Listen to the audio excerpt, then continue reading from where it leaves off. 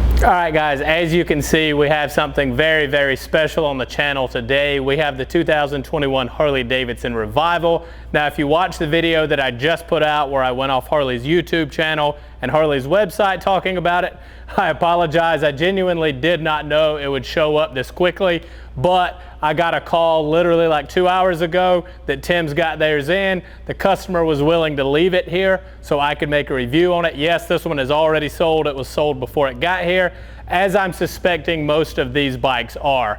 Now, this is bike 734 out of 1500. So before we jump into the walk around, I want to give you a brief explanation of what exactly this bike is, just in case you didn't watch the other video.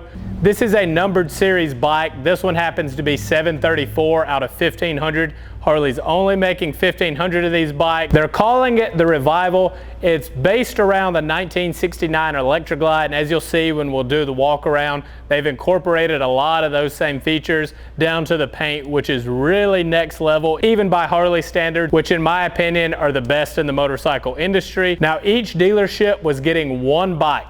Ours was sold before it got here. If I had to guess, that's probably the case with about half of these bikes, if they're not all sold already. One thing I'm curious about is if anyone's going to buy these, put them up until they're all sold, and then try to put them on eBay and flip them. I'm gonna keep an eye out for that, and if I happen to notice it, maybe we'll make a video and we'll talk about that. So I thought we'd do a quick walk around and I'll show you guys some of the features. All right, so before we jump into the review, I'll give you a quick walk around. I do apologize for the white wall tires that are currently blue.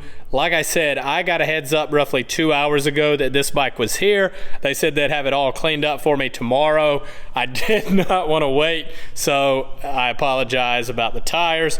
The rest of the bike is clean, it's set up, it's ready to go. It just needs the tires cleaned. I know we're kind of going quick here, but that's because we're going to do a in-depth walk around in just a minute. I just like to let you guys see this thing in its entirety before we start. As always, we start on the tank and we talk about the tank badge or the logo or the paint or however Harley chooses to put their stuff on this bike. This time it's a badge, and boy, did they knock this one out of the park. That looks so incredibly good. I really hope it translates in the video how good that looks. The white paint inside there, like, they've really done a great job on this bike. And then the paint on this bike. I mean, to me, with an unbiased opinion, you guys know, like, I literally do not have a bias. If Harley does something wrong, I will call it out. But I think we can all agree one place Harley really shines in the motorcycle world is with their fit and finish, especially the paint. And this one, I think they've even gone above and beyond that. I'm trying to get a close-up. I know some of you guys watching do some paint work yourself, so I'm trying to do justice to this paint and kind of let you see what's going on. You see on the dash here, you have the Electra Glide Revival logo. That's the one they teased us with, you know, before this bike fully came out. They just teased that little section of the tank there. Number 734 out of 1500. I'm curious if Harley kept number one or if there's someone out there that's getting number one. That would be pretty awesome. You do have the Milwaukee 8 114 engine on here, which I feel like was a really good choice. Might have been cool to see the 117 because, I mean, if you're going modern, why not go all the way? But either way, the 114 is really nice in this bike. Moving around to the front end, you see they've got the Electra Glide logo. I'm trying to get the light to hit it just right. The nice trim around the front fender. I think that looks absolutely amazing. You get the trim down there on the bottom as well. You see the white fairing just like it was in 69. One thing I'm curious about is why on a bike that's so exclusive and is, I think Harley listed on the website for $29,200, why not put the LED? Now I know it would look kind of strange. We've got one over here. You know, it's supposed to look old and then you've got this real modern LED, but I mean, we also have this big infotainment system. So to me, I feel like if we're not going 100% old school, go ahead and give these 1,500 people an LED headlight. They didn't do that. I don't know if anyone's gonna change it though, because I don't honestly know how much these bikes are gonna get ridden. I hope every one of them gets ridden, but I would imagine some guys are gonna buy them and put them up. So just like with your Batwing fairing touring bikes, you do have the vent. And I was wondering if they would make this one closable like some of the old ones. They didn't do that for 2021, and then they didn't do it on this one either. I'm not surprised, I was just curious if they may do that. All your controls are going to be the same. This bike does have the RDRS and all the features that come with that. Obviously has the Apple CarPlay with the big infotainment system. If you've never seen one, I'll cut it on real quick just so you can kind of see everything come to life. It is really, really nice. I had a 2015 Street Glide. They have changed this infotainment system since then. It's so much better, and I like that one. I thought that one was great, but this one is really, really good. We won't go through all those features. I just wanted to show anyone watching who hasn't seen one what that looks like.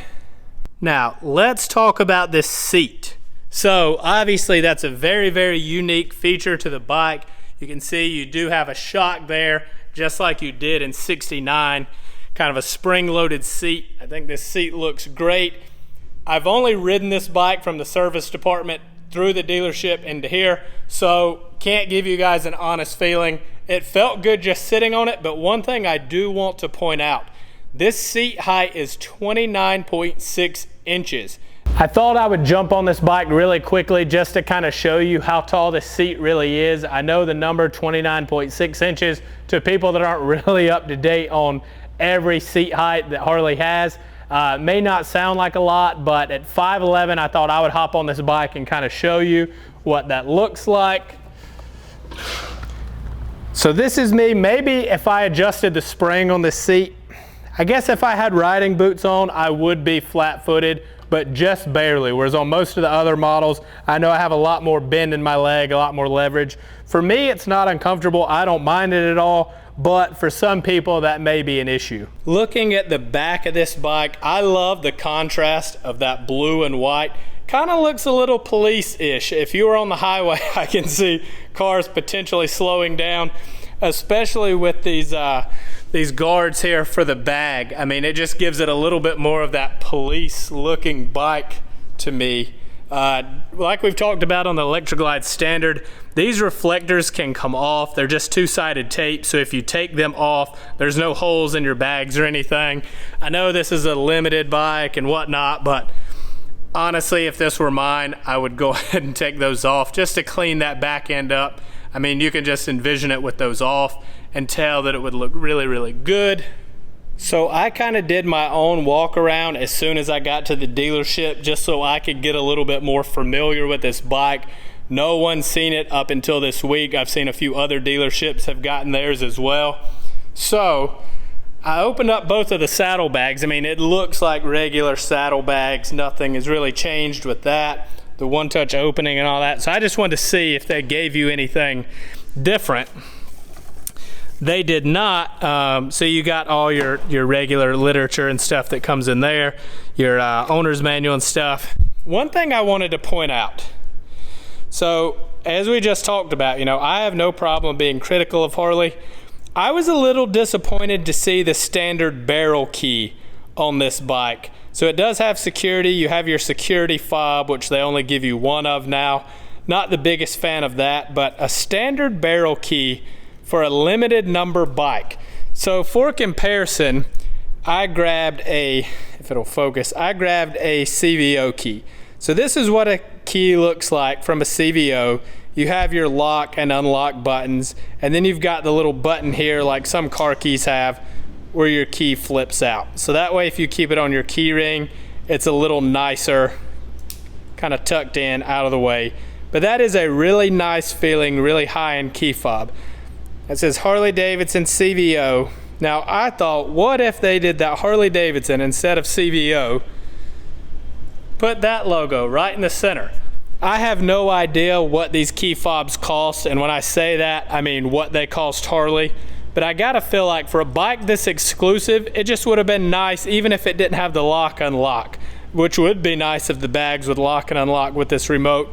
But even if it didn't have that, just having a little bit nicer key fob than just 2 standard barrel keys. Let me know down in the comments if I'm just being a little too critical or if you agree with me on that one. So that is the Harley Davidson Revival. I know we didn't go into a ton of detail about this bike, but that's just because other than the things that we did go over, it's just like any other Harley Davidson.